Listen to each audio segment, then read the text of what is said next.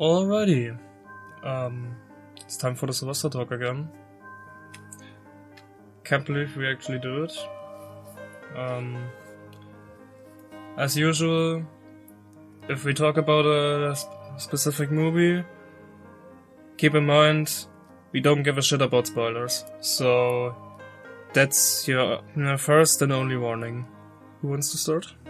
I think a pretty good start would actually be, it wasn't the first movie we saw in the theater in 2025, but it was, an awesome one.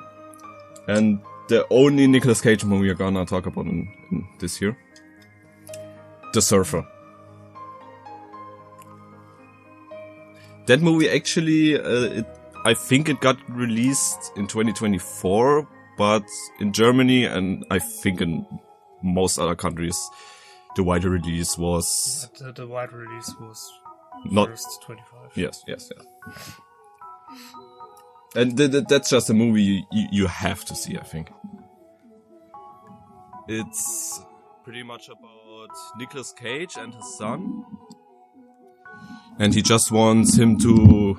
just wants to surf a little bit with him, with his son. On the beach. In Australia. And one thing about the plot is that he wants to buy a house that's right there on the beach.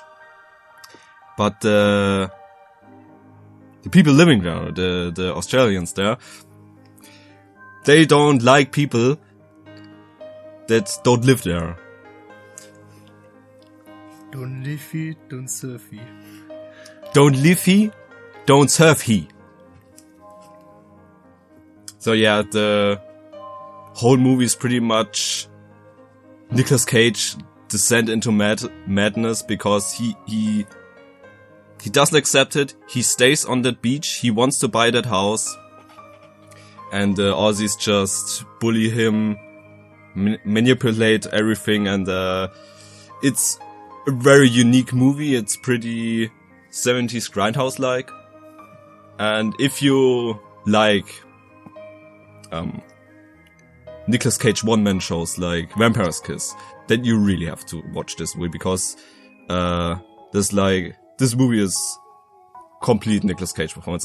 I mean, the Aussies are pretty funny too, but Cage just gives 200% in this movie again. Yeah, if you're a fan of Nicolas Cage just going crazy, The Surfer is just that. It's just that. The only thing in this movie is basically Nicolas Cage descending into total madness. And it's awesome. It's unbelievably entertaining and funny. Fuck. Just realized. Yeah, it doesn't matter. Yeah, so that's the only Nicolas Cage movie. We watched a whole lot of more older stuff. But new stuff, the only two movies I think that got released was Gunslingers and Carpenter's Son, and both got... Is Carpenter's Son already out? Yes, but only in America. We Germans didn't got it. So yeah, that's shit.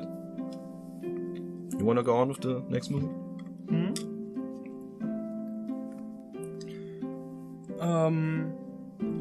I would say... I have a movie here. I can't not talk about much, but DongTV would love to talk about this movie. Let's talk about weapons.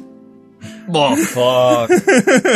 Okay, right after that we have to talk about Bring Her Back, because these two movies have to be compared. I mean, those two were pretty much like the big horror movies in the summer. Got a lot of hype. And Weapons, start with this one, I think is, I gotta say it in all honesty, it's the biggest piece of dog shit.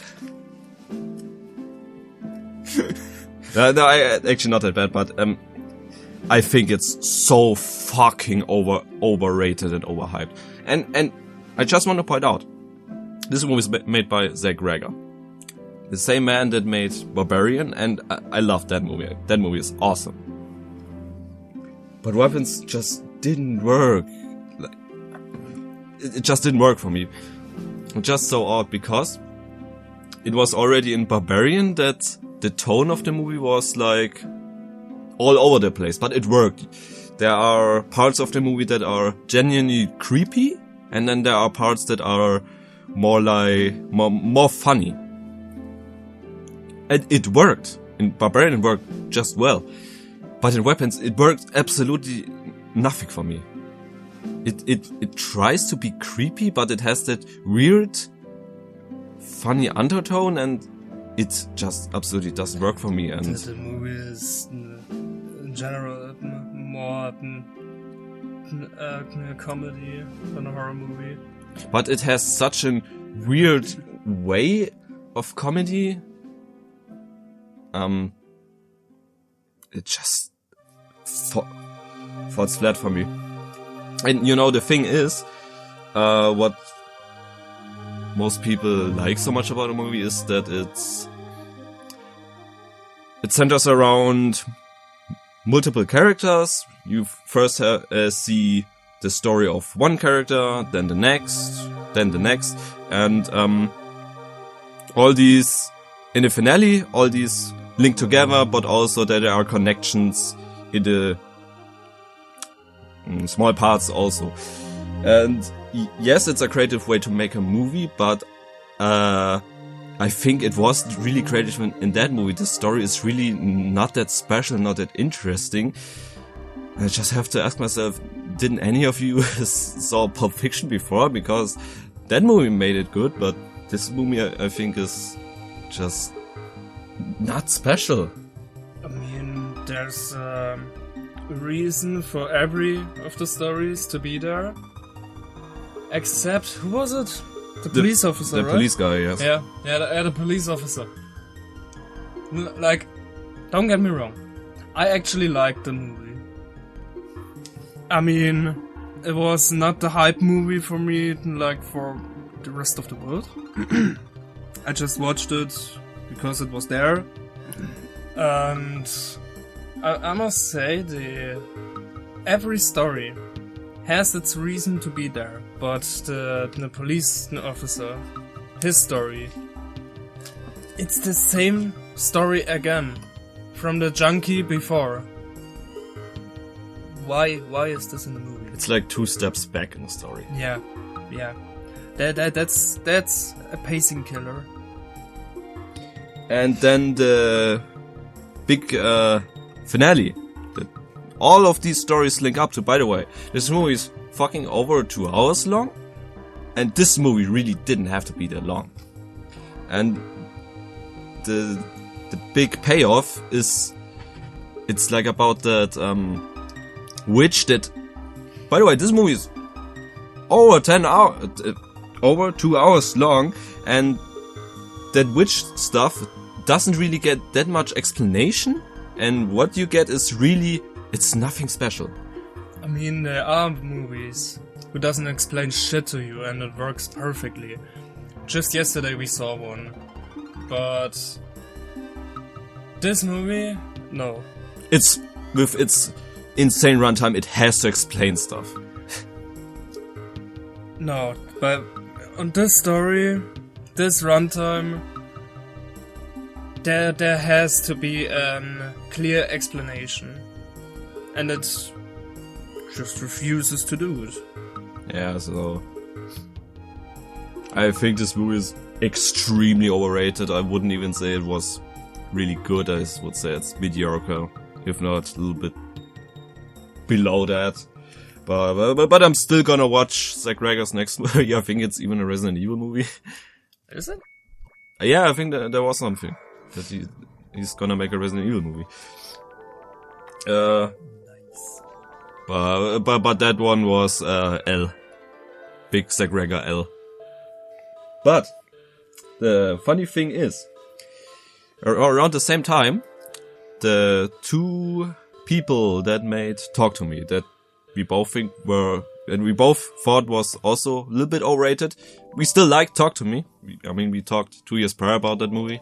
But that movie also got a lot of hype, and just thought, yeah, it's well, but it's really not that awesome. These guys made a new movie, 2025, Bring Her Back, and that movie, we both thought, was pretty awesome. It basically does everything right what was bothering us in Talk to Me. The atmosphere is actually there. In Talk to Me it wasn't. Let's be honest. There wasn't. The atmosphere was not there. The scares are perfectly built up. The characters were actually interesting. And not just some stupid teens with some TikTok trend bullshit with that stupid hand. Like in Talk to Me. This movie just works. And one scare moment especially, when this boy gets this knife in his hands. Holy shit. Like the camera's on the main character, the boy, and you just hear it and you just think, oh no, and then you actually see how he's biting on the fucking on the knife. It's really unsettling, it's disgusting, but it's really effective. I loved it. And there are multiple moments like this. This is like the highest moment in that regards, but there are multiple like that. Like, DongTV and I, we're both not people who are easily to shock. But the knife scene was actually, oof. In the moment you hear it, and you know what's going on, but you don't see it, you already wanna watch away. You already wanna look away, because you don't wanna actually see it. And then you see it and you just think to yourself, holy shit. Yeah, in all, as Quinn said, the atmosphere is very good. It's like a really, actually depressing and unsettling atmosphere, but it works so good in this movie. And so yeah, I think with that movie they made something very unique, something special that works just well. And Talk to Me was lacking in all departments. Not everything. I think the idea was nice, but how it was executed, I didn't enjoy like that, because with that hand stuff, it was like, they used it like a drug, and I think you could have done something really creepy with it, but you just didn't do it. So yeah. But Bring Her Back, awesome. Big recommendation, but I think most people already saw it. I mean, it was It was a pretty huge deal. Was a pretty big thing in the summer. So yeah, oh come on. We talked about a movie that was like extremely overrated, because you know, you can put it, I think you can put it in 3 categories. There are with movies that are like in huge hype. I think there are movies that are pretty shit, that are hype, that I just really don't understand it, like Weapons. Then there are movies that are like in the middle, that got a huge hype, but are just, I think, good, but not like the magnum opus, like Longlegs. In 2024, we actually didn't talk about the movie, but we both liked it, but it wasn't as crazy as everybody has said before. I already realized, I don't know if you caught wind of it like me, but every person who is really into horror like us and saw it in Longlegs, we all have the same opinion. It's a nice movie, but yeah, that's actually real horror fans are not really hyped about Longlegs. But that's actually not the movie I want to talk about. It was but I just want to mention it. Example. It was just example. And then the third category is movies that got a huge hype and are actually worthy of that. And that movie, I promised it last year that I watched it this year, and I did that. I think it was in August. But I kept my promise. I watched The Substance, and it's awesome. It absolutely deserves the hype it got.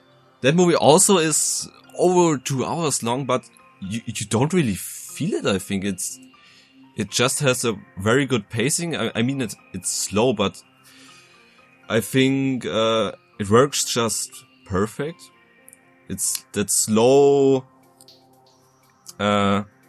descent of the main character, that woman, how she's getting more fucked up because she's using the substance wrong, and I think that movie is gonna be a modern classic. I think, but Quinn hasn't seen it yet, but I think The Substance is just as good as The Fly when it comes to body horror. That has to say something. Like, don't get confused. He means like, I saw Substance, but The Fly I just didn't came around. I wanna watch it, but it just didn't happen yet. Yeah, that's alright. But that movie also is like a classic, and I think The Substance is just as good. That has to say a lot. Wanna say something to Substance still? Or? Yeah, just aspects that I also very much respect about the movie. I think most of you saw the movie already, but I really like that everything are practical effects. There's no digital stuff, as far as I know. With some effects, I really don't know how they made it, but the crawling face at the end. Yes, I have no idea, but I heard that everything is done practical, so yeah. Yes, even the eyes. You know what I mean. Yes. The movie is absolutely beautiful. Every lighting, camera work just looks beautiful. And when I talked to you about the movie, you said something. It was like that it's awesome that you have like this really complicated drug, I just call it now, substance, and they leave nothing open. Like, they explain everything that could be explained with that stuff. Yeah, like, when I watched the movie last year, no.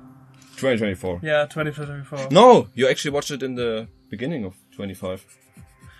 So yeah, it's actually accurate. When I, for example, watched the movie, and it was about right around the moment she first got her hands on the substance, and like, you saw the movie, the movie explains to you how to use it, and so on and so forth. But I was sitting there, and I know I watch a movie, I know I watch a horror movie, there are going to... No. There are things that will go wrong. And I just had immediately so many questions, so how about that? What if you do that? And actually, the movie, I wasn't expecting it, but it was really nice. The movie explains everything. Every scenario I had in my head actually happened. I saw the outcome to every scenario in my head. It was awesome. I don't know who the writer was, right out of my head, but whoever it was, this guy's cooking. This guy's cooking. Oh yeah, and one thing I just want to point out, this movie has like some really disgusting scenes, so yeah, that was pretty impressive. The movie is really beautiful, just to disgust you. Yes. Well, I wanna take a huge shit on one specific movie now. Oh boy. And I think it was in April. In April there came actually two, maybe it was March, doesn't matter. 1 month there came two video game movies out, and one of them was Until Dawn. And I just wanna point out, I've never played the game. I didn't saw really much about it. I did. But I know that the movie has pretty much nothing to do with the real game, but I don't care about that. I saw in the past a lot of video game movies to games that I never played because I love trashy B movies. And video game movies are just perfect for that. So I expected a funny, bad video game adaptation. What I got was like the most fucking mediocre thing I've seen in my entire life. And what makes me angry about is like when you go on IMDb, I think it has like a 5 point something, 5.7, 5.6, something like that. Like for a video game adaptation, it's pretty decent. And that just pisses me the fuck off. Because I love movies like House of the Dead and Alone in the Dark. Also the first Blood Rain movie. Just the first one. 2 and 3 are pretty bad, actually. I think they're just extremely fun, trashy B movies. And Uwe Boll got like the most fucking hate on earth for these movies. But I think they're just extremely fun. And then this movie comes around. It's the most mediocre piece of shit I've ever seen. And people apparently like it. I don't fucking understand it. How? Maybe it's because Uwe Boll actually tried to do something special with his stuff, and Until Dawn didn't. Yes. Until Dawn played it safe, so to say. So there was no community, no cancel culture they could piss off. Yes, that's true because especially House of the Dead tried a lot of unique things that people hate. I love those stuff, like he did those weird Matrix slow motion stuff. He put real footage of the game here and there in the movie. That's stuff that people hated. I loved it because I've never seen something like it. And yeah, as you said it, Until Dawn just plays it safe. One positive thing I want to say about the movie, it's R-rated. There are actually some brutal scenes. Usually video game movies are like PG-13 no matter what IP they use. But that one's R-rated, but that's like the only positive thing I really can say about it. The story is so fucking uninteresting. Characters are uninteresting. The pacing is terrible. Like you have your action scene and then like 10-15 minutes, nothing happens. This is a roller coaster.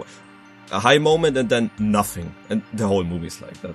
Yeah, just a quick word from me. I didn't hate the movie like DongTV did, but I also didn't like it. It was okay.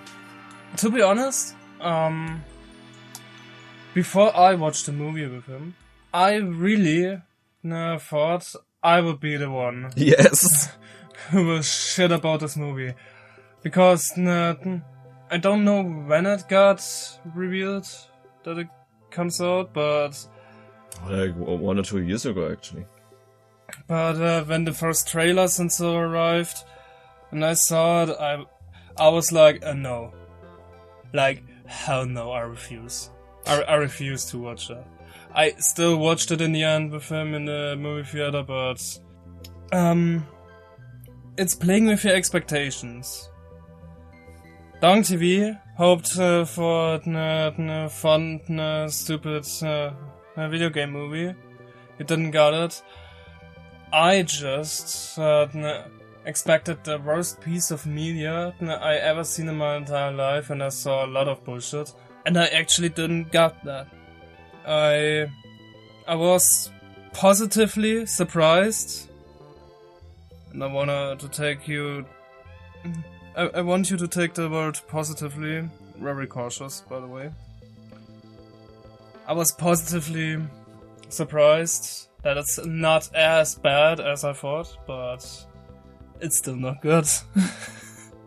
Yeah, don't waste your time with it. Watch Postal. Watch Postal by Uwe Boll. That's and I'm gonna die on that hill. That's one of the best video game adaptations ever made. In regards of being accurate to the actual game. I mean, it's highly offensive, stupid comedy, but so also is the game. So yeah. You already mentioned the other video game movie. Yes. Wanna do it? That's more your thing now. I am Steve. Chicken Jockey. Flint and Steel. Well, yeah. The same month, Mein Kampf came out.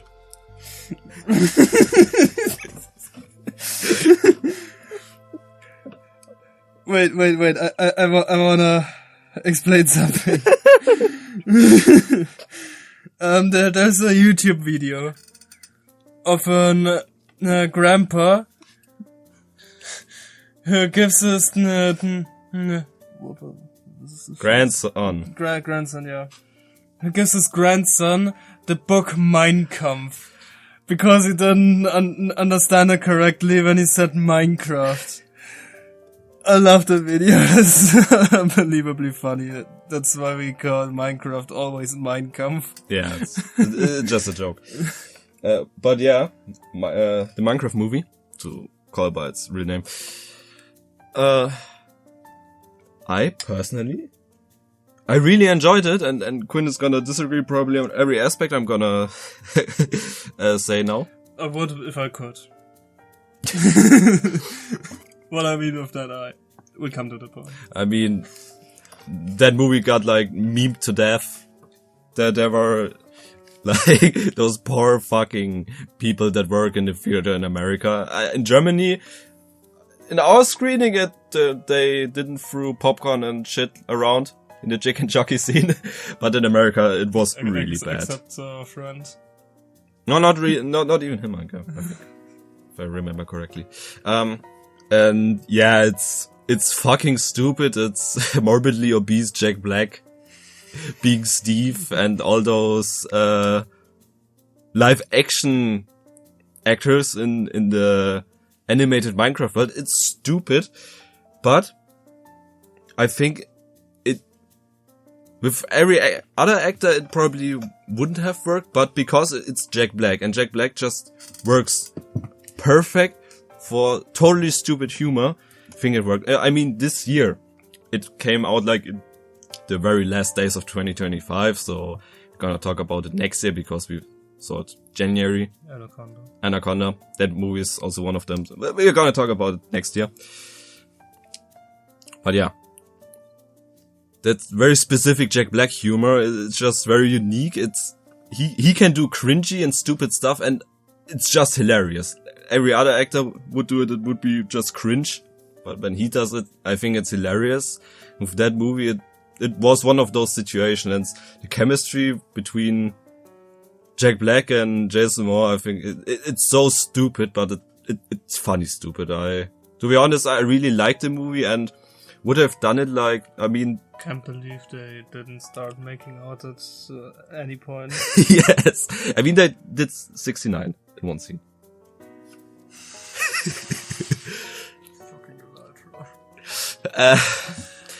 I think some people said that online, if the movie would have been done like some of those Minecraft animations that are on YouTube, I think I would have literally killed myself in the screening, to be honest. So I'm really glad that it became a stupid Jack Black movie because I liked that. Do you have to say anything more about Minecraft? I'm Steve. I actually can't say much about the movie because I can't remember, literally. When we watched the movie, we were I can't talk today. We were 4 people, and like our group was 4 people, and all of us, except DongTV, were smoking weed, like our life depends on it before watching it, and the other 2, they're fucking warriors, but I'm not the guy who smoked weed a lot in his life, and so if I smoke it, I'm fucking gone. So I watched the movie. I remember sitting in the theater and watching it, but for the life of me, I can't recall any scenes. The only thing I can remember was my rating for the movie on Letterboxd. I made a promise to myself and DongTV. This movie gets a 1 out of 10 from me if I don't see Steve punching a tree. I don't care what a little kid does. I wanted to see Steve punch a tree. And I didn't got that in the motherfucking Minecraft movie. So it was a 1 out of 10 for me. Yeah, that's fair. That's fair.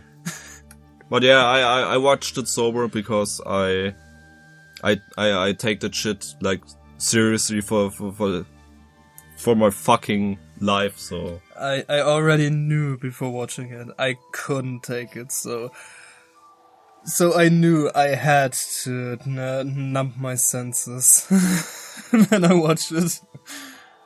And I numbed every sense I have. Yeah, you wanna decide the next movie you're gonna talk about? Yeah, I actually got a nice idea. Mm-hmm. Oh, the third video game movie you were watching that year? You wanna talk about that later? Third? Third? Five, that's it. No. Later. How about a slasher movie? Yes. How about I Know What You Did Last Summer? Fuck. Fuck.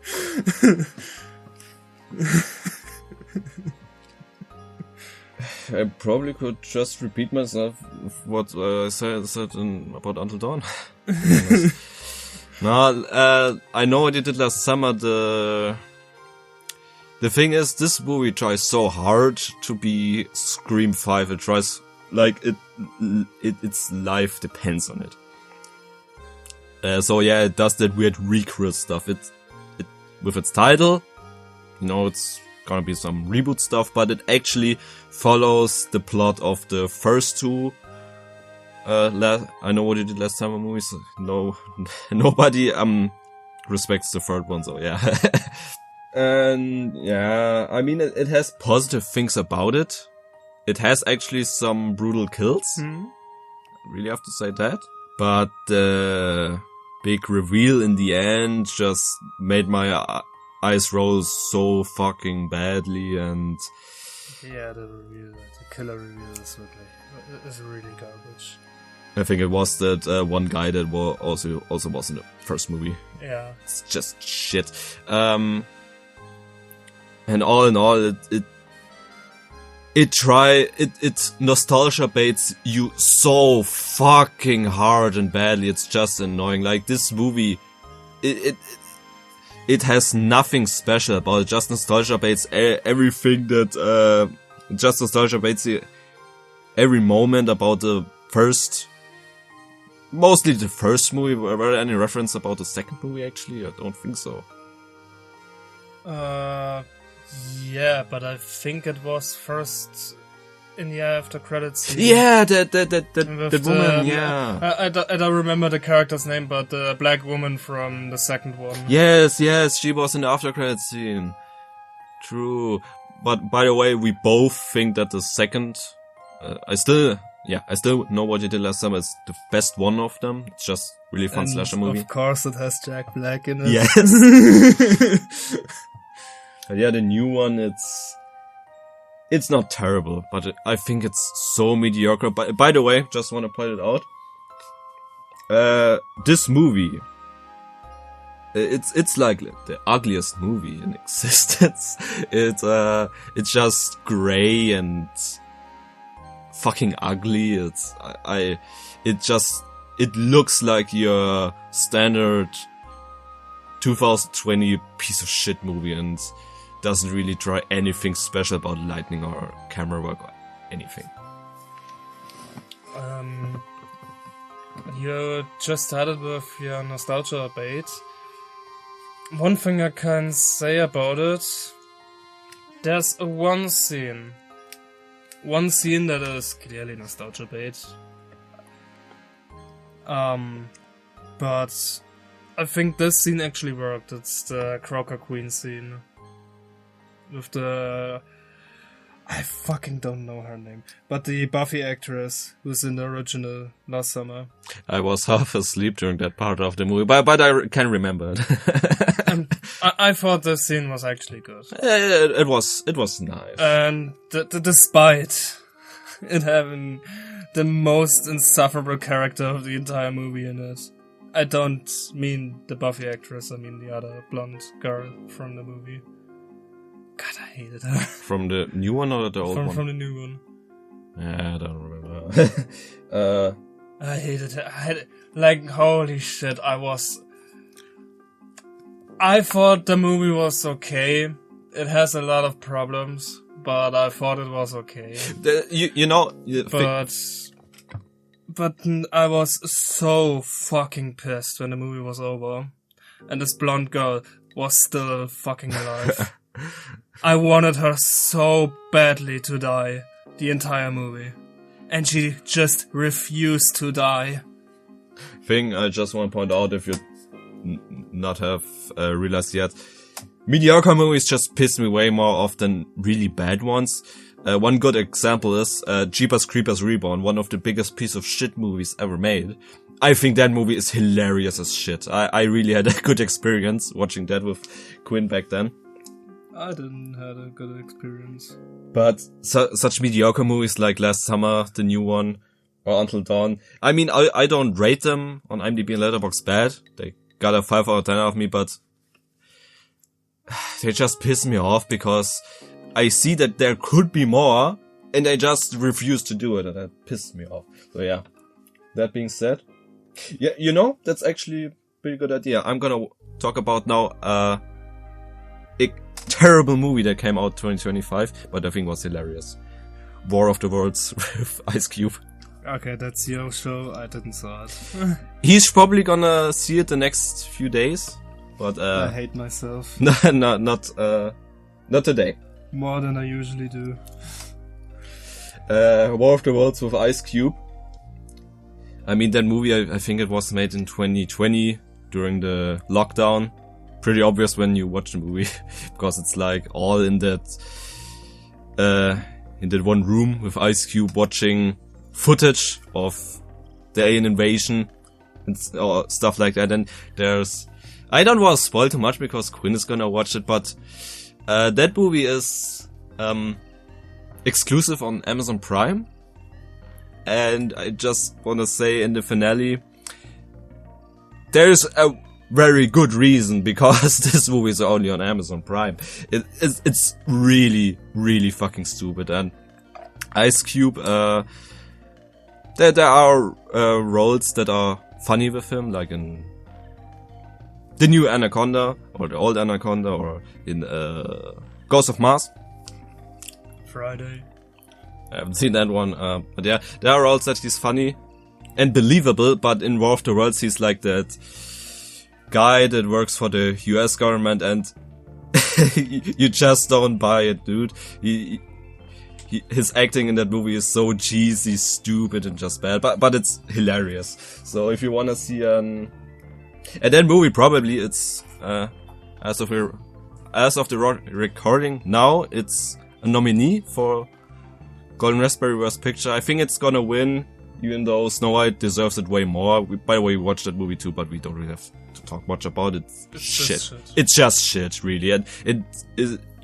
You want a review about Snow White? It's just shit. That's it. It stands for everything that is wrong in Hollywood and Disney today. So yeah, that's everything. But War of the Worlds. Yeah. The whole existence of Disney is wrong. Yes. War of the Worlds with Ice Cube. If you can laugh about bad movies, can have fun with them, huge recommendation. It's just so stupid and bad, but hilarious. I have a fun idea for a movie to talk about. I wasn't expecting anything from it. and I also didn't saw or heard anything about the movie, despite that it's coming. So I was totally blind going in it when I saw it with DongTV. But we have to mention it because it was really good. It's the new Silent Night, Deadly Night. Oh yeah, that was... No, it wasn't the last one, but it was the second last movie we watched in the theater. Because it, of course, came out in December. Yeah, by the way, I saw the first Silent Night, Deadly Night and the second one like many years ago. And finally in 2025 I also watched 3, 4 and 5s. And, oh yeah, I saw the 2012 movie also a couple of years ago. I love that movie. So, yeah, we both saw all of the movies. And we both can say in, all honesty, the new one, the remake, is by far the best one. Yeah.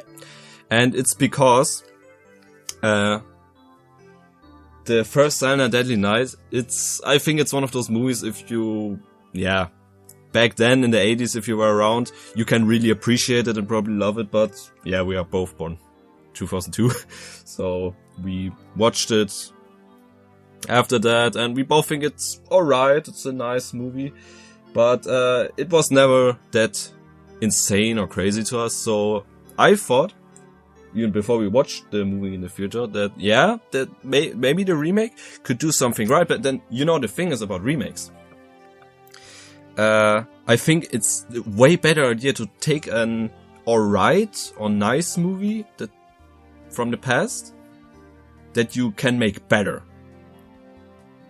And it's a terrible idea to take like a classic and remake it like Nightmare on Elm Street, Friday the 13th. I mean, the remake is alright, but... Not on Nightmare on Elm Street. But you get the point. Why take a perfect classic and remake it? Total Recall. I've never seen a remake, but it's terrible. I'm sure about it. So yeah, that's the way to go. Take an alright movie and make it better. And that movie absolutely did it. What I wanna definitely mention, I quickly have to look up the name. The main character is played by Rowan Campbell. If the name doesn't say anything to you, that's Corey from Halloween Ends. The guy who tries to steal Michael's show. I hated him for this movie.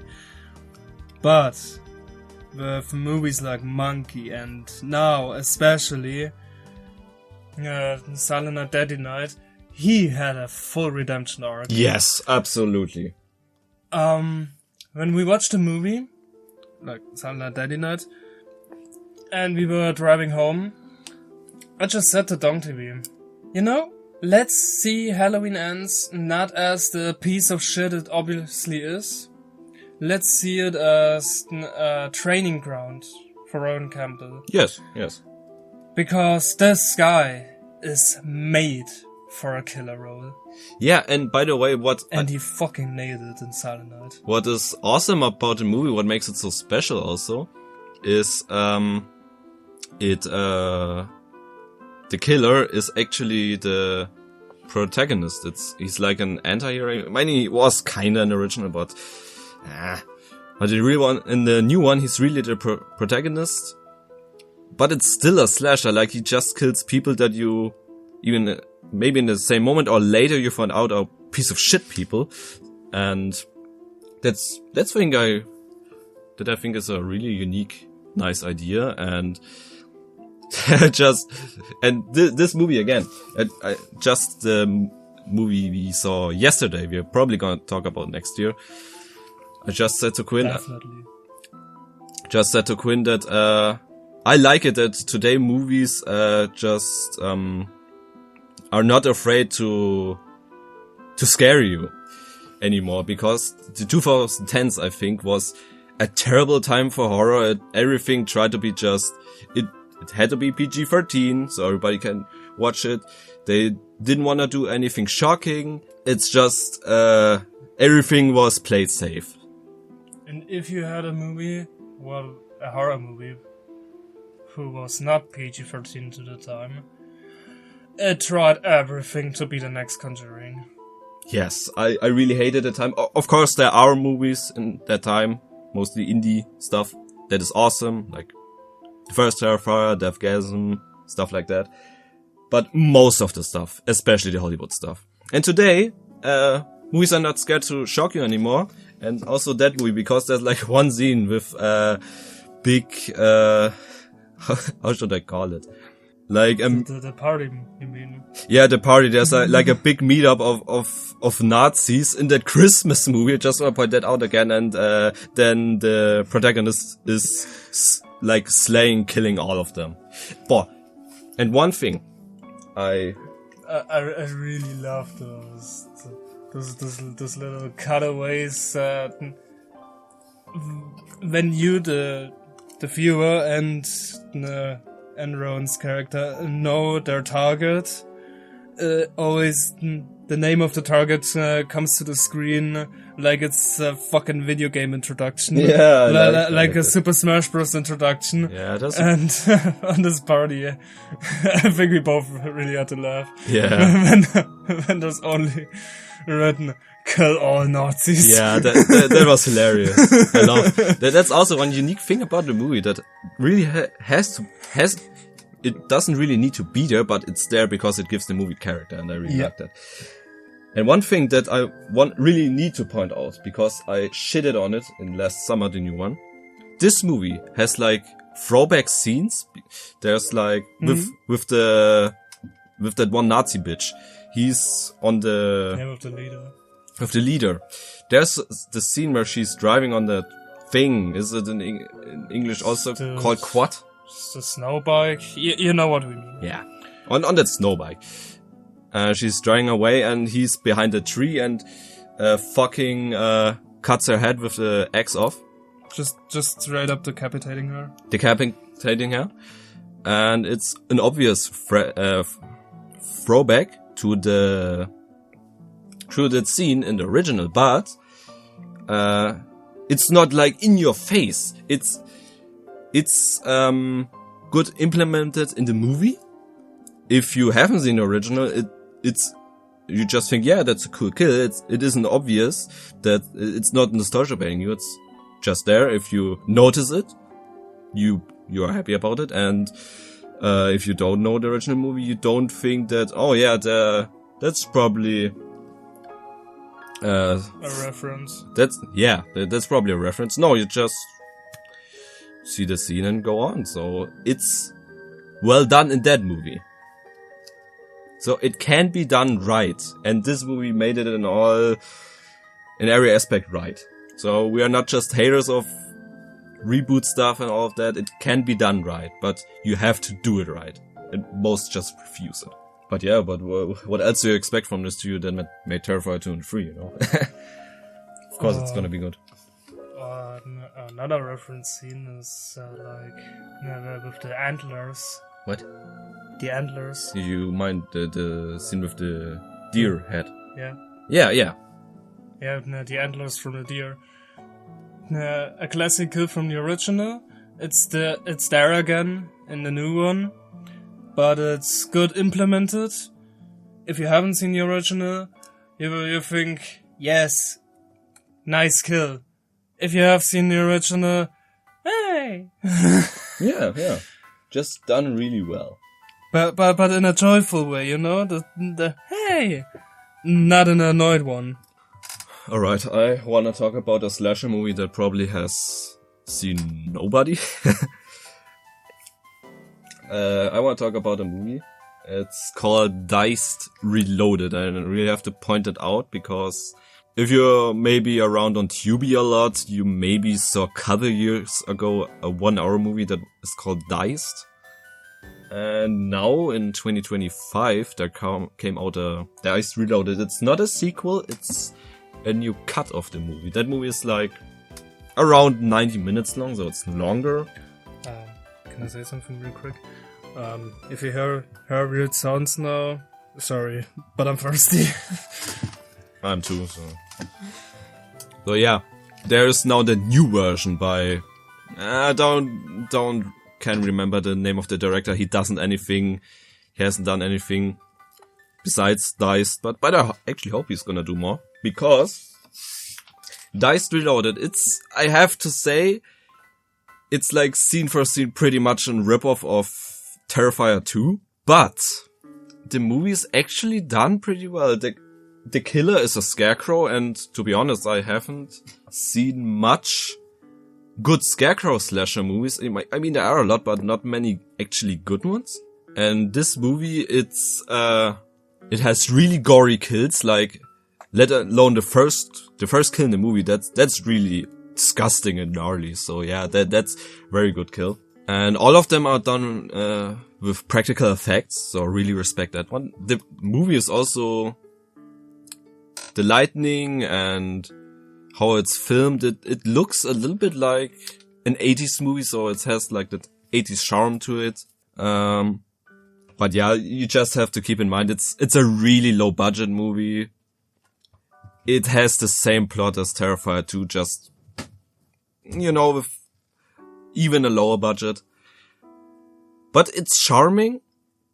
And if, just like me, if you can't wait for Terrifier 4, yeah, maybe you can get a kick out of that one, because the kills are unique. The plot is the same one, but the kills are unique. They're not the same as in Terrifier 2. But, yeah. With the right expectations. It's a low budget B-movie thing. And yeah, really make sure to watch Diced Reloaded, the 90-minute version, not the 1-hour version. The 1-hour version is, it's less, and many of the good scenes are missing there. So yeah, make sure to watch the 2025 cut. This year came a sequel to a movie I didn't really enjoy it back then. I don't remember when it came out, but... 21. 21? What's 9 plus 10? Oh. I wasn't the biggest fan when I saw The Black Phone back then. I thought it was okay. I really didn't got the hype around it. Did it got a hype? Yeah. It was a pretty big deal from Blumhouse. I watched it for the first time actually this year in preparation for the new one, actually. Yeah, but it was back then a really big deal, like your Megan. Oh, alright. I wasn't the biggest fan of the movie. I thought it was okay. And when I heard the sequel was coming, I just thought, no.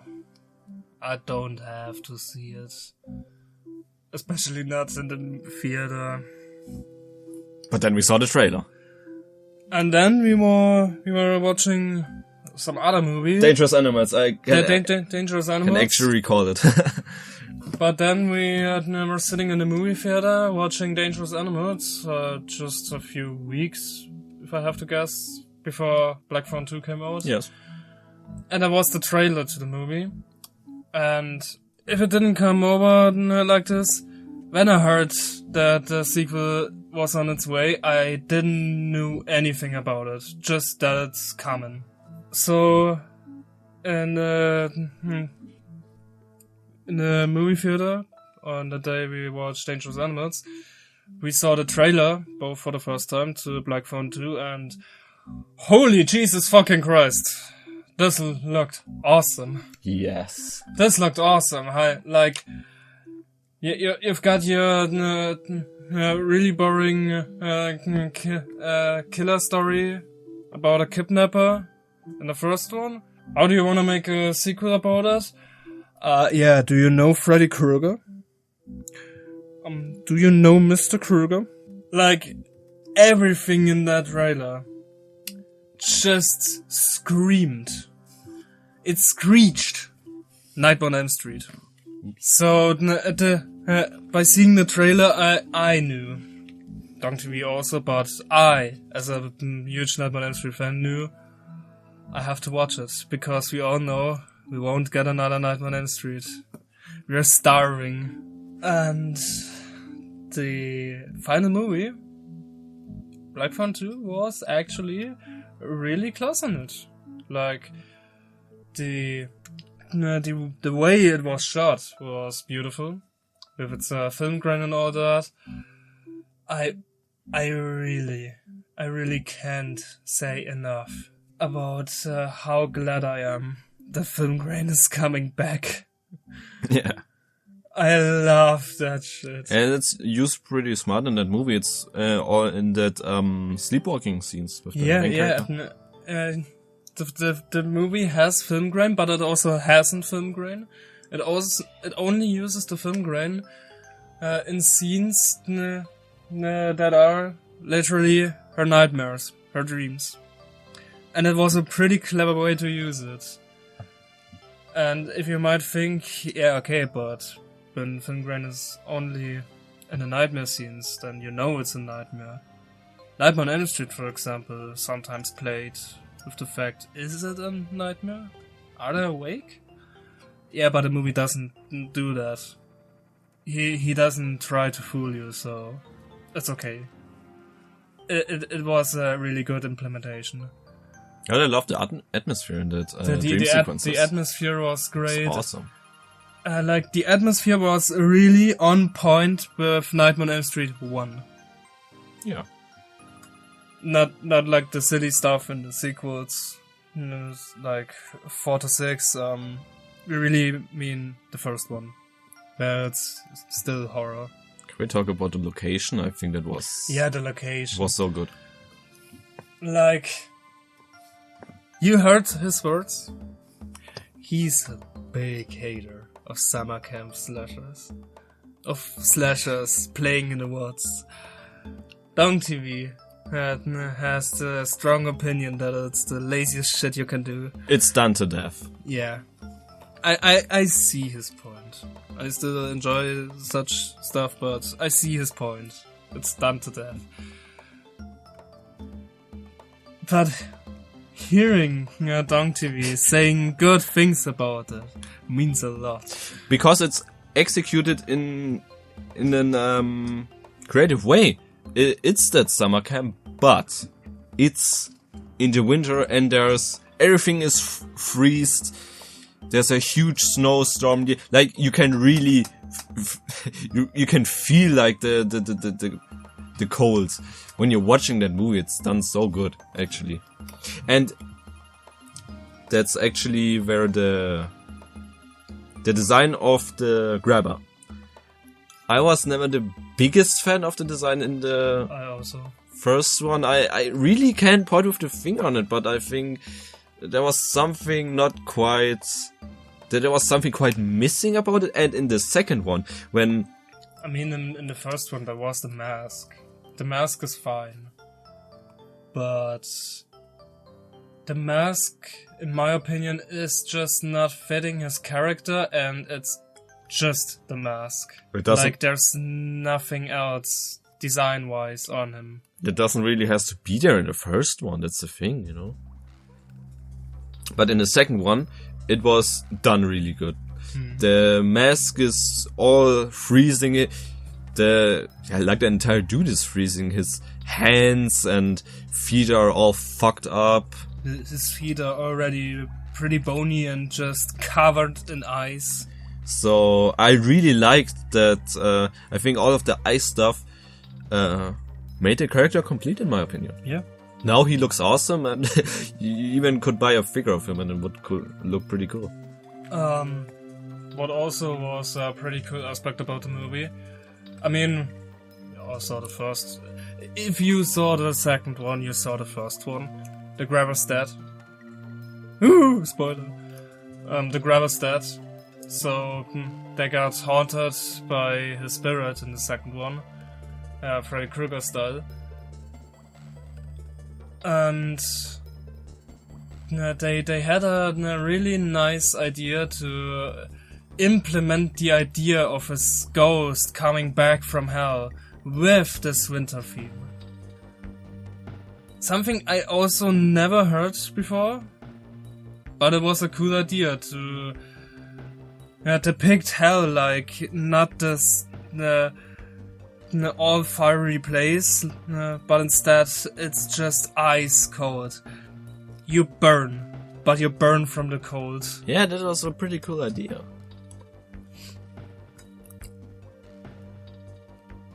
That's just a nice idea.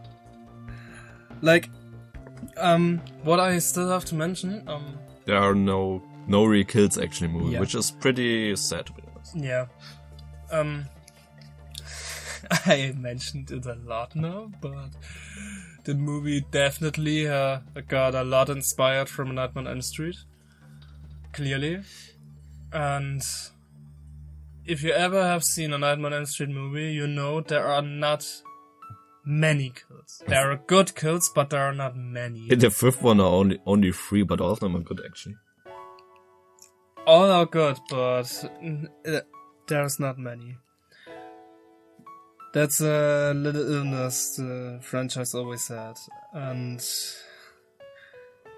Black Phone 2 has it too, but worse.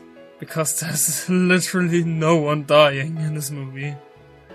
And I don't count the 3 kids, because they're already dead in the time the movie's playing. They are already dead. So yeah, that's the one thing you can criticize on the movie, but on all, yeah, huge recommendation actually. And it's an R-rated Blumhouse movie. So you really have to point out that too, because you know, let's talk about another Blumhouse sequel that came out this year.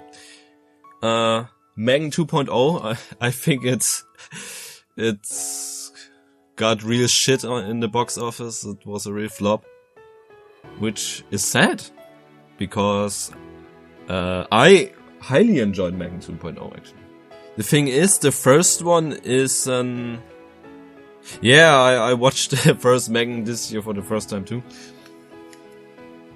The first one is just a ripoff of the Child's Play remake. Yep. Like 1-to-1. And if you haven't seen both movies and you don't see that it's a ripoff, holy shit, please go to a doctor and check your eyes. Personally, I really like the Child's Play remake. I think Megan 2.0 was... not 2.0. First Megan was fine. But then I saw the trailer for the new one. And right off, in the trailer you saw, it's gonna be completely different genre. It's more, there's a second robot. It's gonna be action movie. Megan is gonna be the protagonist. And I was absolutely open for it, because, as I said, the first one was fine. So I was absolutely open for something different for the second one. And it's always a brave and risky move to make the antagonist the protagonist. Yeah, for example, Don't Breathe 2 is a steaming piece of shit.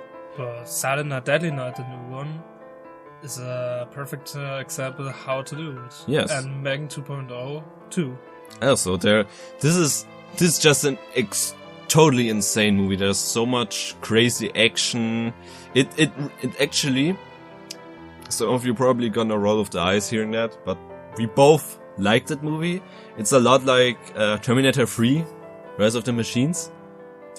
And we both think that movie is a lot of fun too. And Megan 2.0 is actually... Don't get me wrong, Terminator 3 is bad, but it's fun. It's the last good Terminator movie. It doesn't need to exist, but it's fun.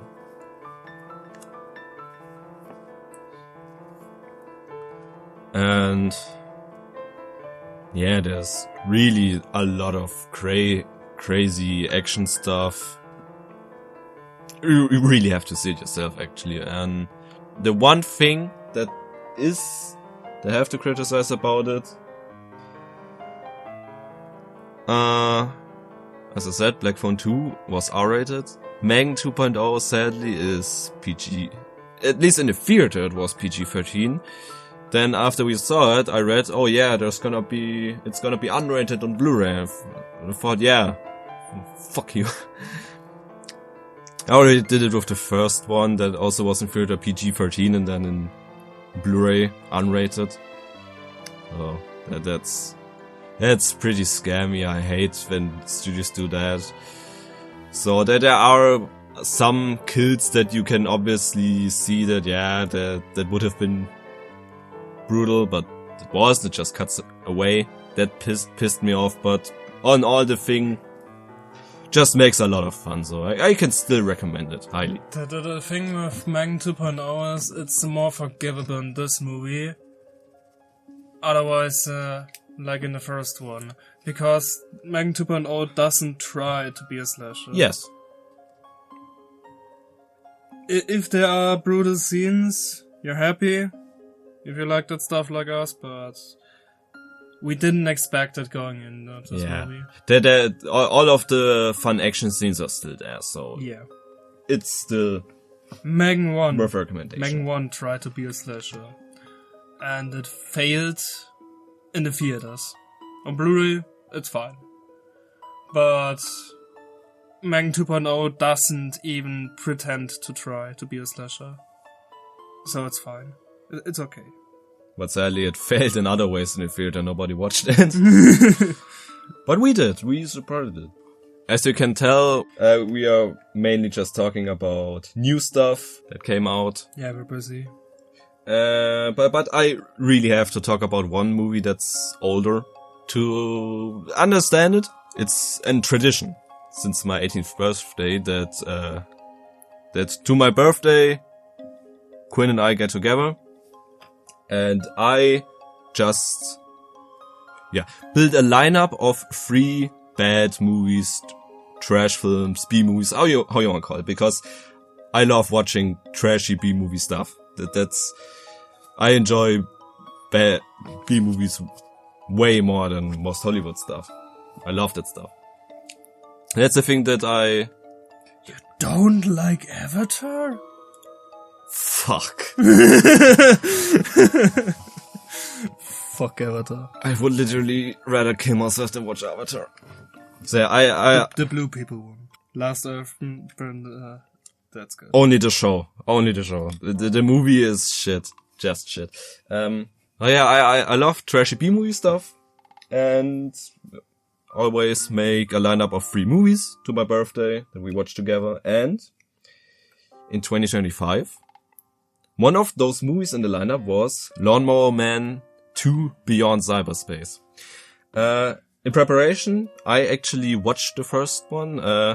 Quinn couldn't do it because the movies are always a surprise. I just wanna take 3 movies that he has no idea that we are gonna watch on that day. I'm shaking out of fear every time his birthday comes near. Come on. We watched a lot of movies that you liked then afterwards. Like Monster Dog, Double Dragon, even Evolution last year. But yeah, one of those movies was Lawnmower 2 Beyond Cyberspace. And I just want to talk about that movie because the movie is, I think back then when it came out, people knew about it, but today it's pretty non-existent for people. And when people talk about it, they say, it's shit and bad.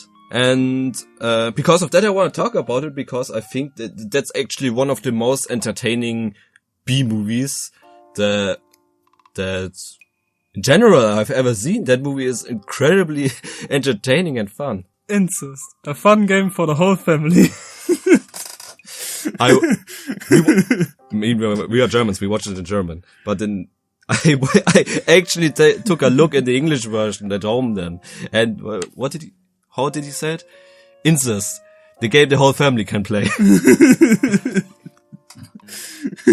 So yeah, if you know the first Lawnmower Man, the antagonist of that movie also is in the second one, but with a different actor.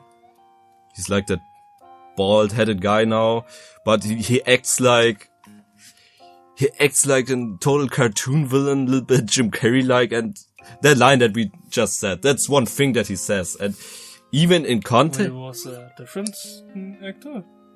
Yes. Oh, Okay. Yes, that's a different actor. In the first one, it's absolutely different guy. Oh. The only returning actor was the child, the main actor. All of the others are different. So yeah, he acts like, so in the first movie, he was like that serious, tragic character, but in the second one, he's like a total cartoon Jim Carrey-like villain, and he does stupid lines like that. He does multiple of them, and it's hilarious. But this one is really high up on the tier list. It's the best. It's the best one, definitely. And even in the context of the movie, it's just stupid, but it's so funny. It's like totally random. And what I think about the movie is so special and actually not bad, but ambitious and unique is the setting. It's, the first one was in the present, but the second one is in the future, and it's that totally weird mix that I've never seen before. It's that cyberpunk stuff, also like United cyberpunk stuff, from other movies. But then there are like weird World War II elements, like the soldiers and of the antagonist, soldiers of the antagonist, because Job is like kept alive from the explosion from the first one by that business dude. So the soldiers from that dude, I mean.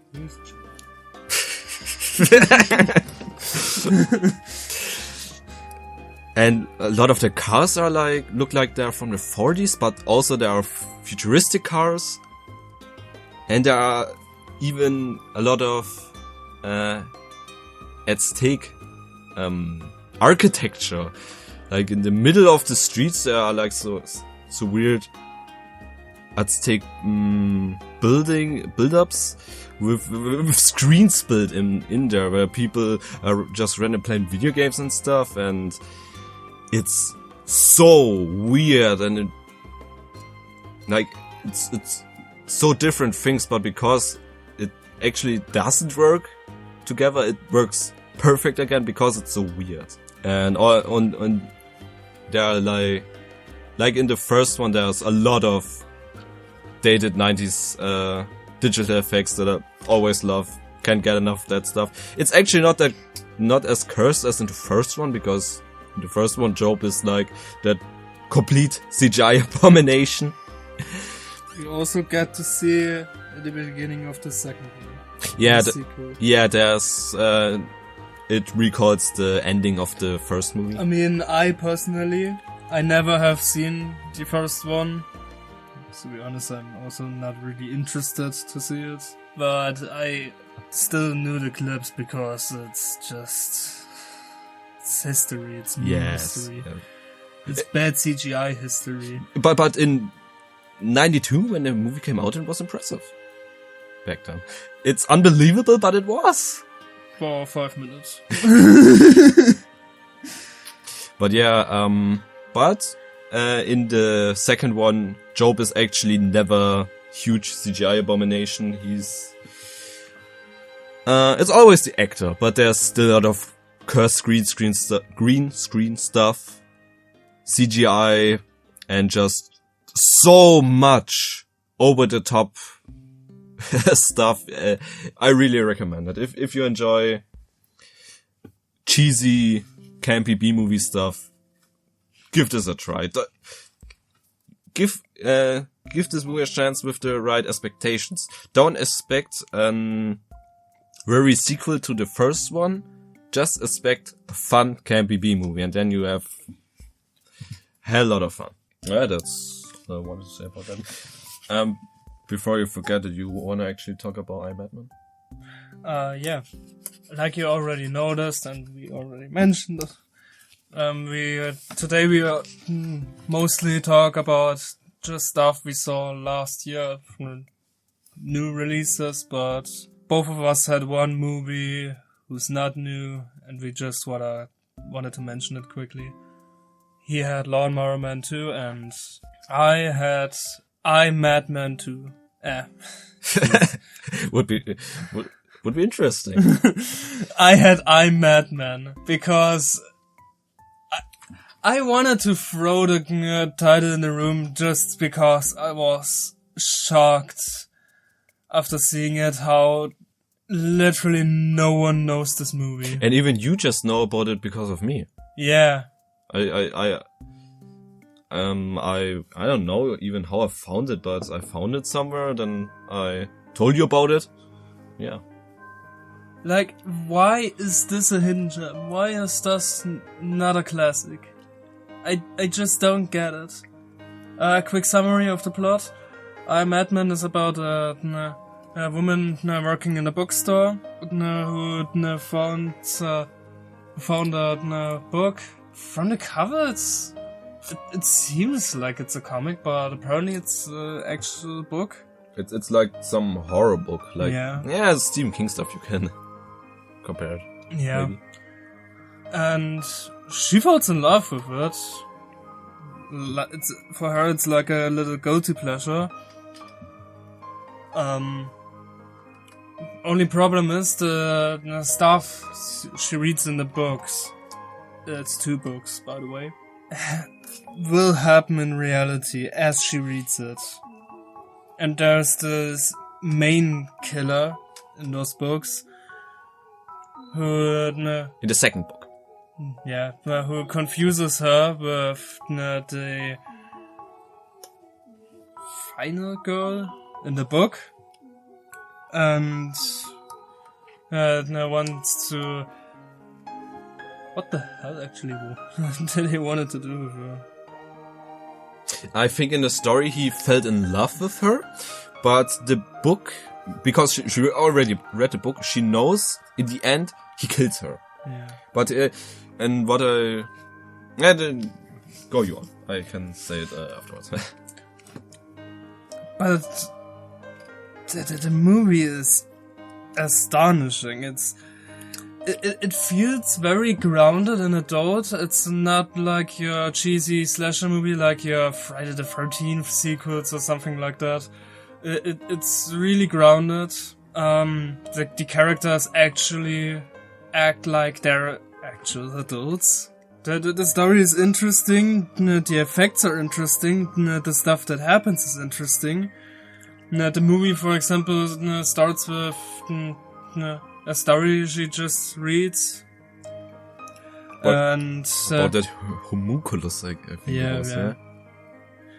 And there's this hotel near her where weird sounds coming from one of the rooms, and as the people from the building are checking it out, they find this weird little monster, and it's all stop motion.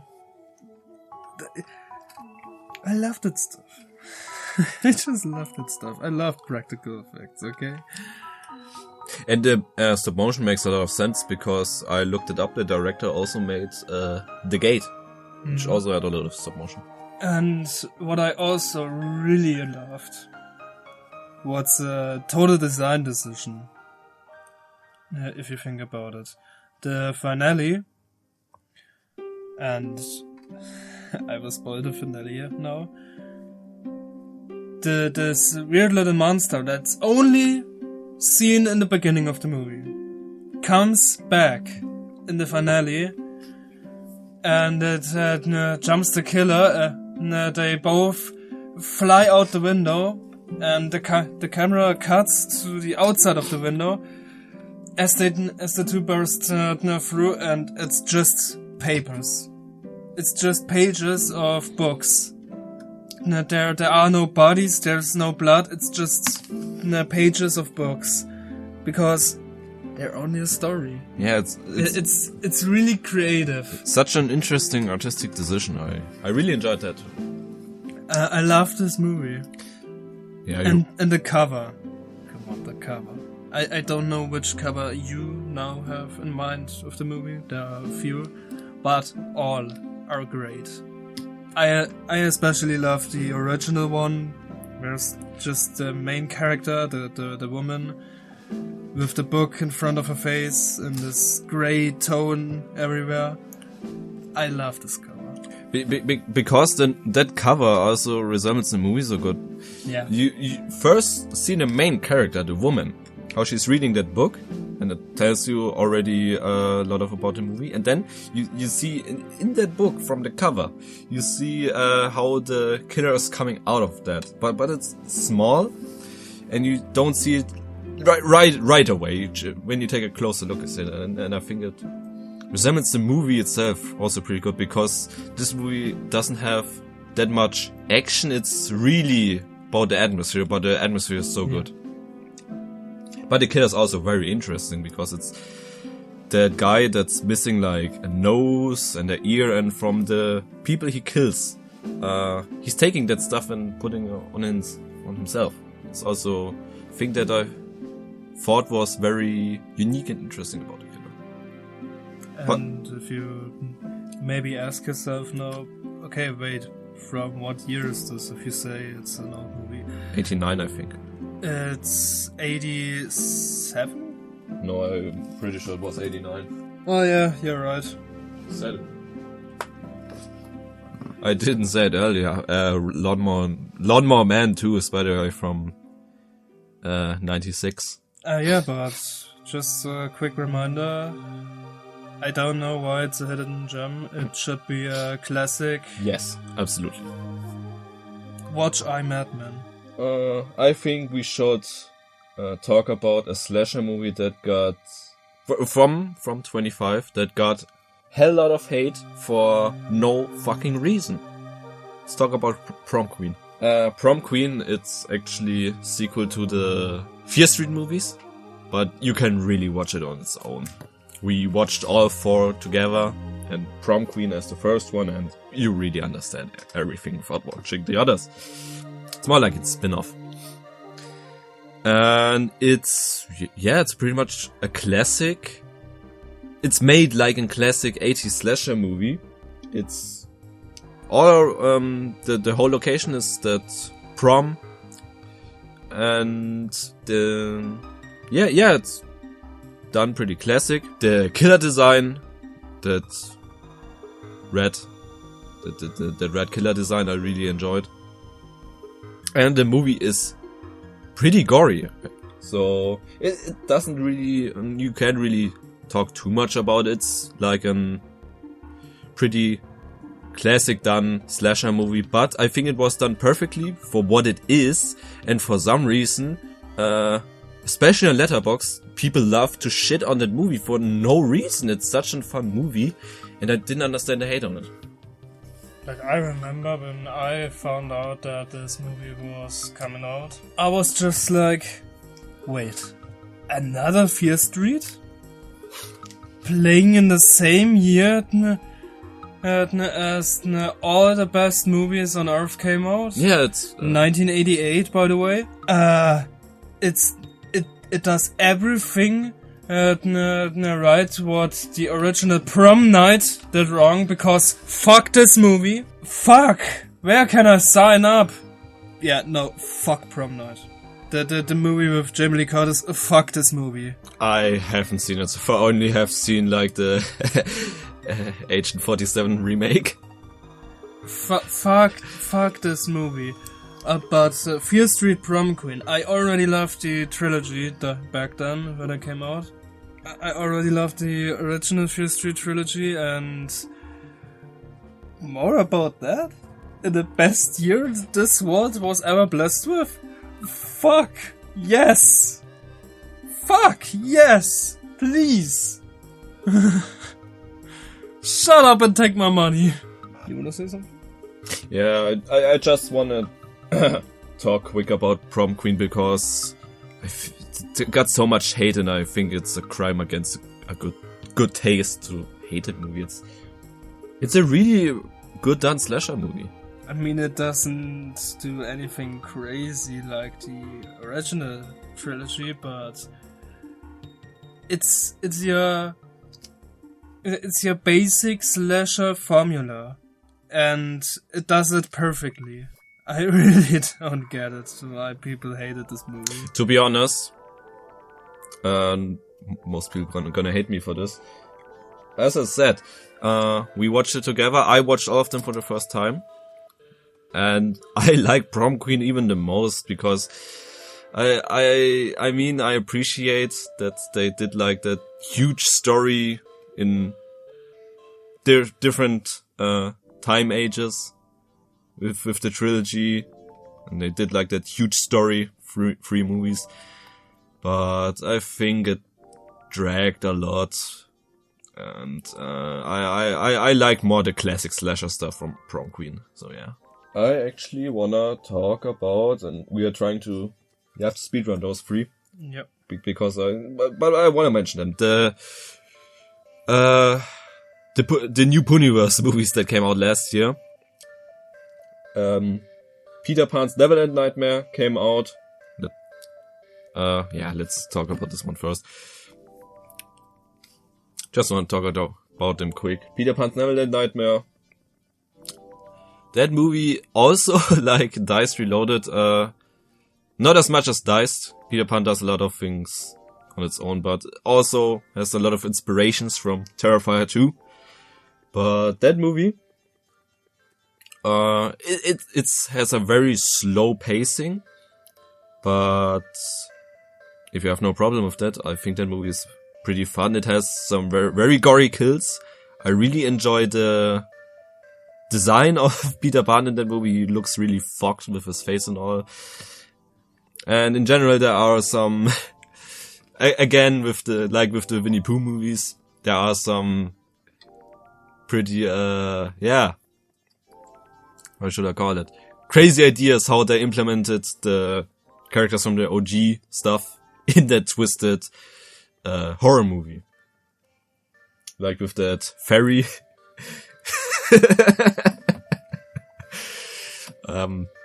Yeah, I'm just leaving it at that. That's pretty fucked what I did with that character. And even Captain Hook is in the end of the movie. And that idea is also very crazy. I personally really enjoyed it. And also, that movie is like how should I say it? It's like... The whole plot, how they handle the place of Neverland is also crazy. Yeah. But one thing I just want to point out, that's absolute personal thing for just me alone, but that movie, I bought the steelbook, and I kept it at home. So, Quinn and I can watch it after my, how should I call it, salvation. Because, how is it even called in America? Do they have that? Not really. Apprenticeship? Is it called apprenticeship? Not really. That's why I always tried to find to talk a way around it. How do you explain to Americans functioning society? Sorry, but it's a fact. Yeah, Americans are stupid. Not my words. Yeah, thanks. It just says training. Yes. Cunt. Yeah. You understand me now?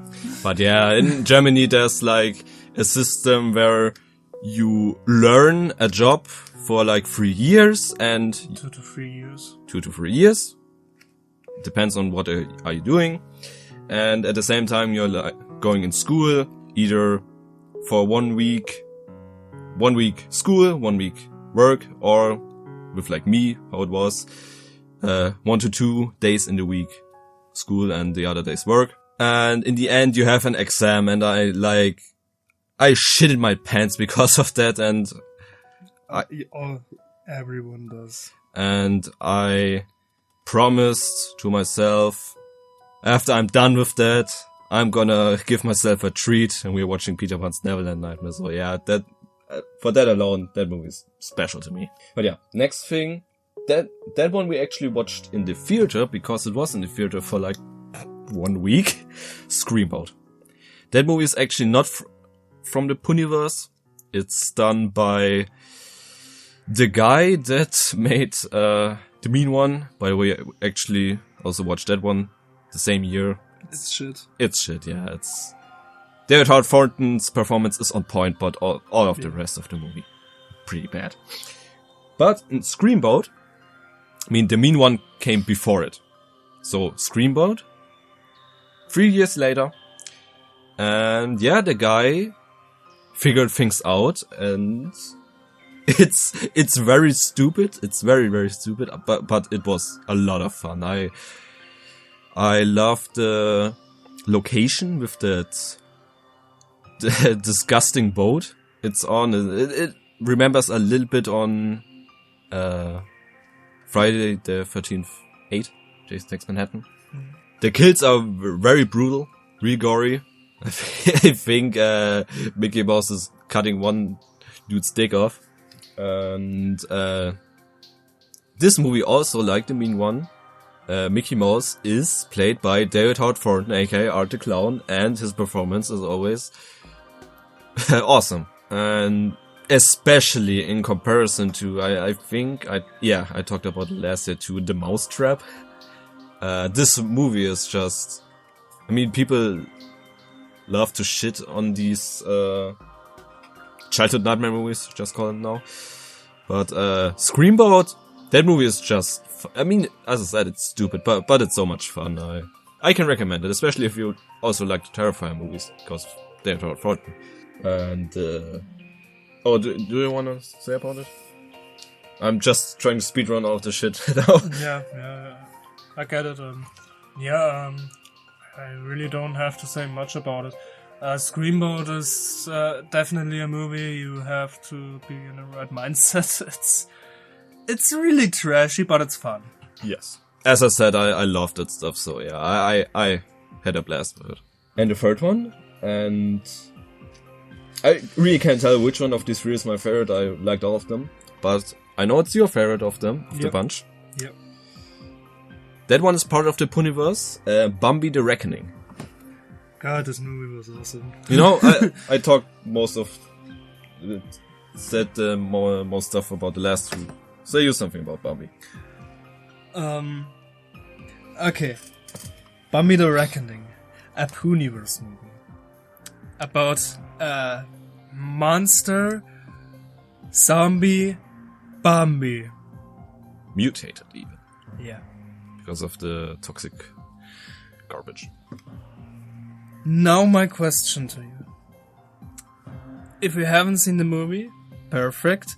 If you have seen the movie, pretend for a moment you didn't.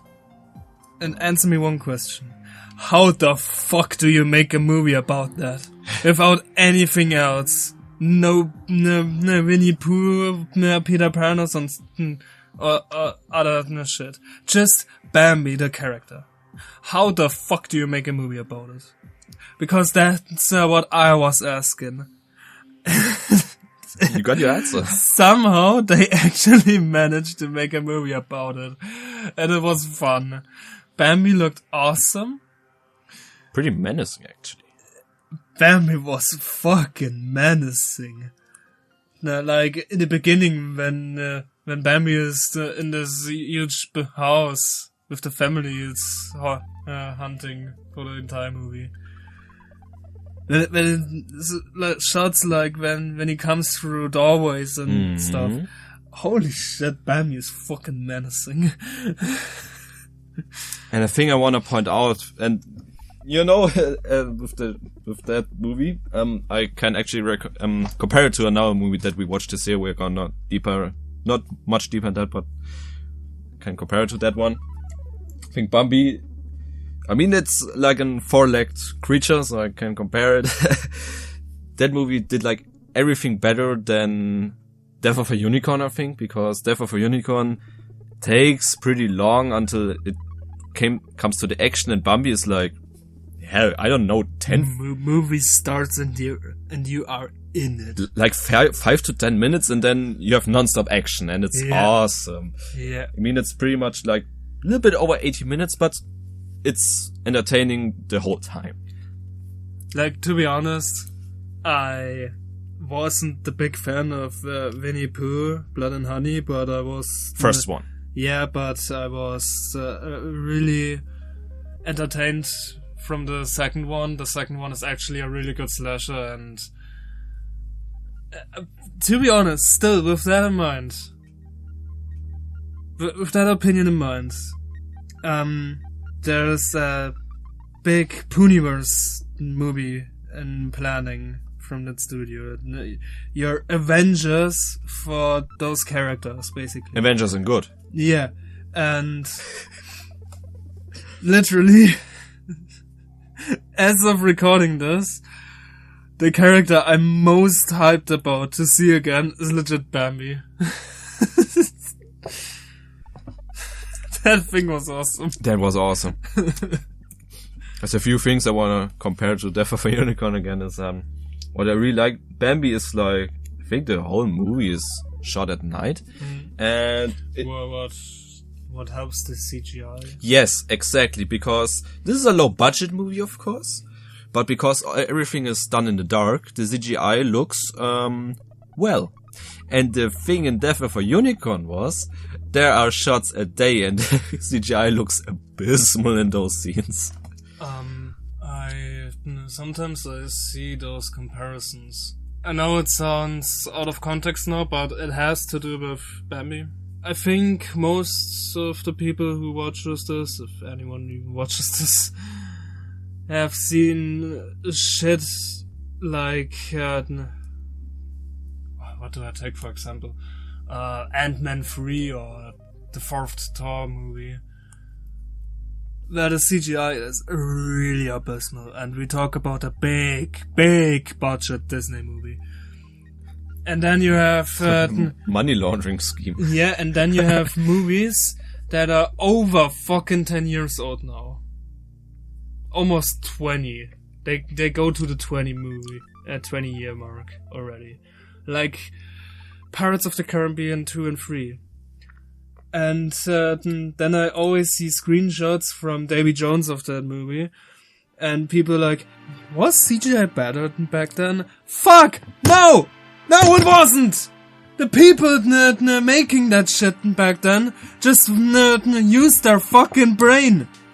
Yes. And that's what they did in Bambi. Yes, exactly.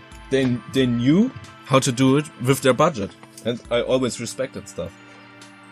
And one last thing I want to mention about Bambi is, like with those animal horror movies, I think you have to do something special. You have to do a little bit more than just that one animal killing people to make it special. And that movie did it, because this bunny, I don't know its name, is also in it. Yeah, the whole forest is like fucked because of the toxic waste. And it's not just Bambi. I mean, Bambi is the main monster in the movie, but there is also a scene with a lot of like those zombie bunnies, and I think that's the thing. That's like the cherry on the top that makes it special, and I really like that. Yeah, I think we can just go straight to the last movie. We wanted to talk about Dangerous Animals. Dangerous Animals, honorable mention, is a pretty good movie with sharks. So yeah, let's get to the last one, I would say. Yeah, a big recommendation for Dangerous Animals. It's really good.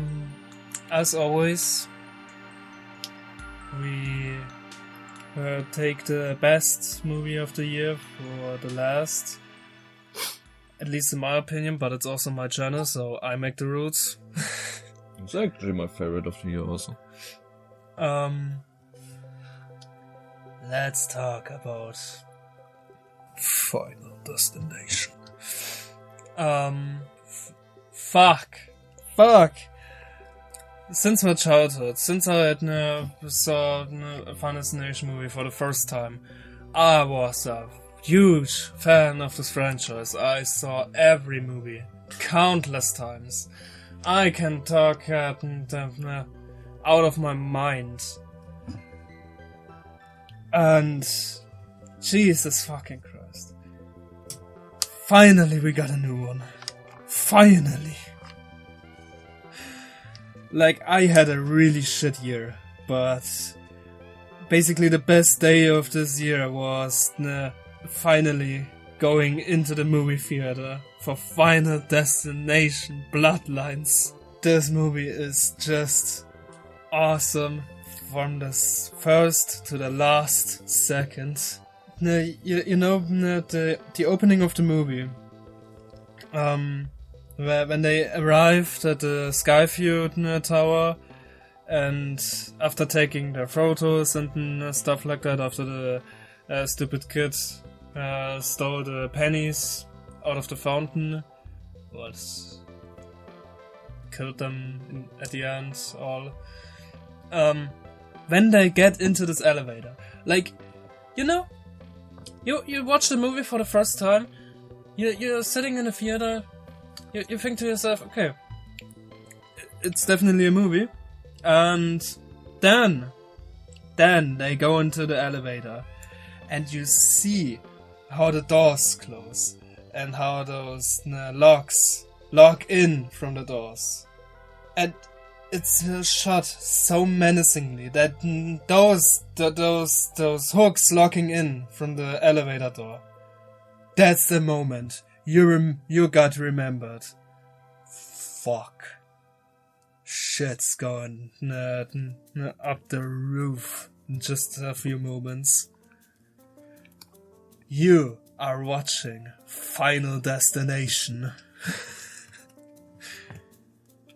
And they made such a wonderful job. The kills are awesome. The vision, more like a dream this time. It's just perfect. Like the sky from the entrance when you're up in the sky view. When he gets squished halfway through his body from the crashing down elevator. Like, holy shit. Like, holy shit. And the other kids later, also awesome. Like, yeah, the CGI is not the greatest in some moments, like the dumpster truck. Dump truck. The dump truck kill from Julia when her head gets squished. It looks funny, but in comparison, what you get everything else from this movie, that's a small price to pay. You really can look past by it, because everything else just works. Yeah, it just works. I mean... and we not say it like Todd Howard. It actually just works. Like, how could you hate this movie with Eric being in it? Yeah, Eric is definitely the best character that this whole franchise ever got. Yes. He's awesome. And we had it earlier with Silent Night, Deadly Night and its references, where we explained how those work. And Final Destination is also a really good example. How you implement such references without, like, in your face. It's just, again, a nice little detail for fans like me of the entire franchise. And I think they made it real clever how they connect this movie to all the others. I think that was really smart. It wasn't try-hard nostalgia baiting, it was actually smart, I think. Yeah. So I really enjoyed that too. That, like, the events from this new movie led up to all of the shit that happened in the first 5. Yeah. That was really smart. And we have to mention the scene with Tony Todd. If you didn't know, I mean, you know, I told you, but the viewer, if you didn't know, everything that Tony Todd said in this movie was not scripted. It was improvised. To be honest, when we watched it in the theater, like, I got goosebumps when Tony Todd said his lines. Yeah. I already thought it, because sadly you could see it in his face that he doesn't make it any long anymore. And I thought, Tony is really not talking to the characters but to the audience. Yeah. That was definitely to the audience. That was very heartwarming. Even my dead inside ass almost cried. That's saying a lot. Like, his words really got under your skin. Yeah. Rest in peace, Tony Todd. And little fun fact, it's tradition in the Final Destination movies that there's always a 180 somewhere versteckt, hidden.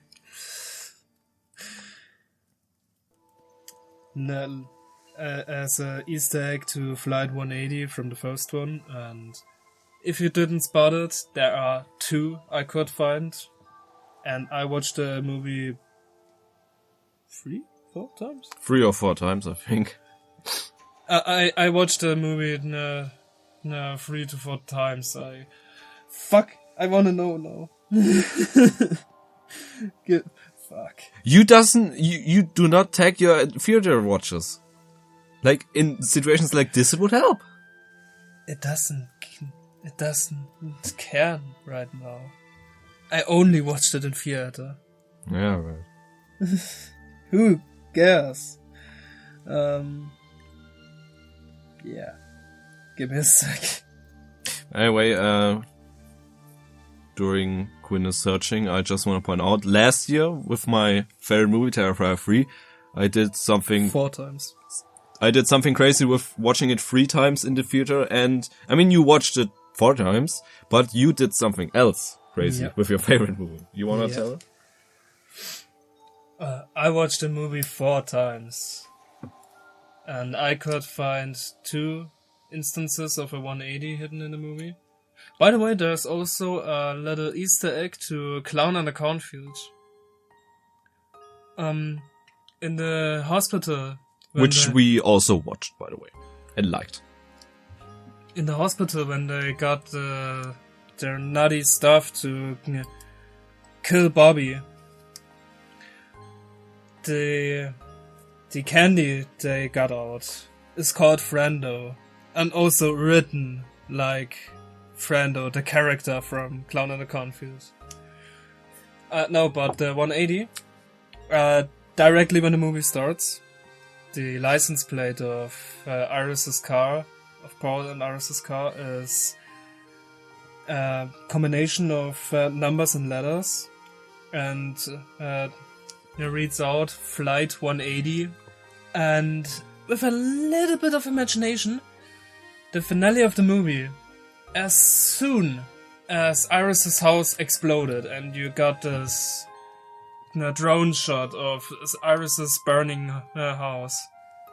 If you look at the door frame and the window frames right beside it to the right, you can make out 180 like on a digital clock, but you need a little bit of imagination. Yeah, I did something special with this movie. I spent a lot of money for this movie. Like a visit to the movie theater nowadays is always expensive. For me, apparently not expensive enough. I also bought on eBay 4 times the coin, the actual penny who kills them all, with the right year on it. 1968. The original Lincoln Memorial coin. For me one, for DongTV one, for my uncle one, and for my female cousin one. And now's the thing, my female cousin turned 18 this year, and like 25. You know what I mean with this year. And she also became a big fan of Final Destination. Only problem is, she wanted to watch the movie also in the theater, but the movie wasn't playing anymore in the theater when she turned 18. So I talked with my local movie theater I always go to, and I managed that for $300. I think it was 200. No, 300. I rented a whole theater just for people I invite, and they showed Final Destination and Bloodlines one more time. Just for us. Like one screening, not the whole building. It sounded a little bit like that. Yeah. One screening. That was about end of August. Just recently I thought about it again, and you can tell me if you know when Final Destination was leaving your theater, but I really could assume that I was the one who saw the last theater screening of Final Destination Bloodlines. And that also because I managed to see it one more time, even though it wasn't playing anymore. You kept it alive for like one day longer. Yeah. I love this franchise so much and wanted to give my female cousin this birthday present so badly. I had to support this franchise with my tears, sweat and blood. So, anything you wanna add to Final Destination Bloodlines? No, actually not. You said everything that could be said. It's awesome. Like, if you're a fan of Final Destination, the franchise, I really don't know how you could give any rating except a 10 out of 10. Even I would say I'm having a hard time saying which one I like more, but guns to my head, I would probably say Bloodlines is even on close on the second place. I actually like the third one a little bit more. But I would absolutely understand everybody who would say Bloodlines is the best one, because it does like everything the others do, and yeah, to the extreme. Yeah. I mean, it's also not my favorite Final Destination, but it's top 2 or top 3. Yeah. I mean, my favorite Final Destination, and I know it's a difficult opinion, my favorite Final Destination and one of my top 3 movies of all time is Final Destination 5. I love this movie. Yeah, you wanna add something, or are you ready for your top 3 movies of the year?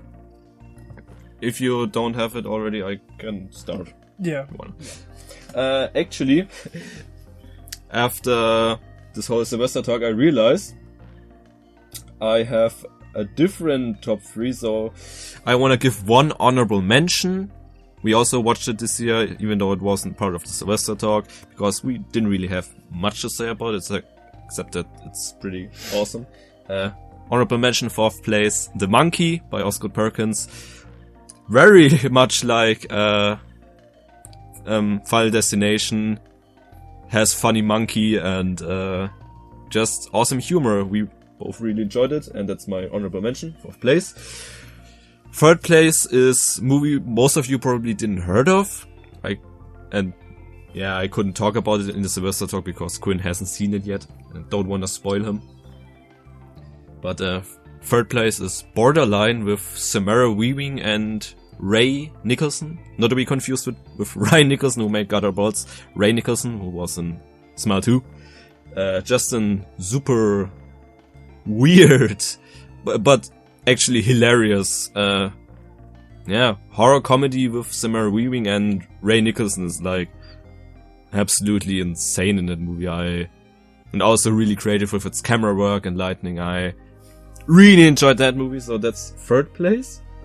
Then 2nd place, I just call it 2025 movie because it got its wide release, The Surfer. Like, The Surfer just rules. And yeah, my first place actually is also Final Destination Bloodlines. It's just awesome. My top 3, I would say I start with the furthest difficult. I would say, you know what? I do it like you. 4th place, honorable mention, Silent Night, Deadly Night, the remake, because fuck, this movie was good. Yes. And it comes from someone who hates Christmas. Yeah, that's also true. I hate Christmas. I hate this shit so badly. But fuck, Silent Deadly Night, the remake is so good. Yeah. Definitely my honorable mention on 4th place. 3rd place, I would say The Surfer. Because The Surfer. Mm-hmm. Don't leave he.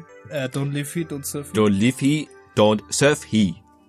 2nd place, The Monkey. Because we got preparation for Finest Nation by getting Finest Nation caused by a fucking monkey toy. And fuck, this movie is awesome. There was just not much to say about it, so we didn't talk about it in detail. But if you haven't already, you should watch it. It's really funny. Yeah, it's really good. And Rowan Campbell, the main character from Halloween Ends and Silent Night, Deadly Night, is also in this movie. Just a small role, but he is also in the movie. And yeah, my top 1 is no surprise to anyone. Final Destination Bloodlines. Final Destination Bloodlines just ruled this year. When I watched the movie for the first time, I knew whatever comes this year, it can't top Final Destination Bloodlines. Yeah, any closing words? Or? Don't leave he, don't surf he. Yeah, that was Lektro Quinn. Later.